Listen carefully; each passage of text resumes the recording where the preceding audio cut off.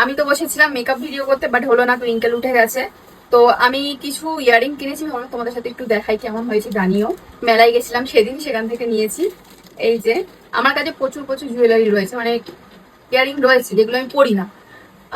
অনেক পুরনো স্টাইল, পুরনো পুরনো, কিন্তু একদম নতুনের মতো রয়েছে। আমি খুব একটা পরি না, কারণ সবসময় তো তোমরা আমার কানের সোনার দুলি দেখতে পাও বা অন্য ছোট কিছু পরলে পরি। আদার্স কিছু সেরকম একটা পড়া হয় না, যাওয়ার জায়গা নেই তো পরবো কোথায়, ঘরে কি পরে বসে থাকবো। কিন্তু এখন ভিডিও করি বা টুকটাক সাজুগুজু করি, তো ভাবলাম যে ওগুলো রয়েছে যেগুলো, সেগুলো তো নতুন। আর মেয়েদের একটু এই জাং জুয়েলারির প্রতি একটা তো টান থাকেই, তার উপর আবার ইয়ারিংস এর উপরে একটু বেশি টান থাকে। তো তেমনই মেলায় গেছিলাম, কিনেছি। এই যে নতুন এইগুলো এখন সবাই খুব পড়ছে, জানি না তো দাম। এই যে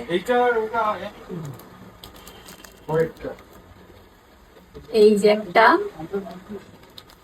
নেক্সট এইটা একটা নিয়েছি। জানি না কোথায় পরবো, কবে পরবো, কিন্তু নিয়েছি।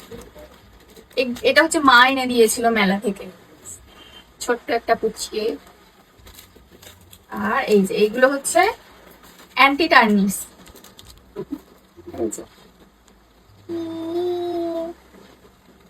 এই একটা, এই একটা,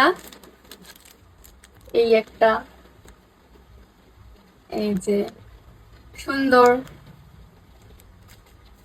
আর এই একটা, আরো কয়েকটা নতুন নতুন স্টাইল খুঁজছিলাম, ছোট ছোট রিং টাইপের, বাট সেগুলো পাইনি। সেগুলো আমার ইচ্ছা আছে একদিন হচ্ছে স্প্ল্যানেট যাবো, স্প্ল্যানেটে খুবই চিপ প্রাইসে পাওয়া যায় কানের দুলগুলো। আর একটা মনে হয় দেখাইনি। তো এতগুলো কানে নিয়েছি, তোমাদের কেমন লাগলো ডিজাইন গুলো অবশ্যই কমেন্ট করে জানিও। এগুলো বেশি দাম নেয়নি, তো জানিও কমেন্ট করে কেমন লাগলো। ইয়ারিং গুলো যখন পরবো তখন তোমরা নিশ্চয়ই দেখতেই পাবে।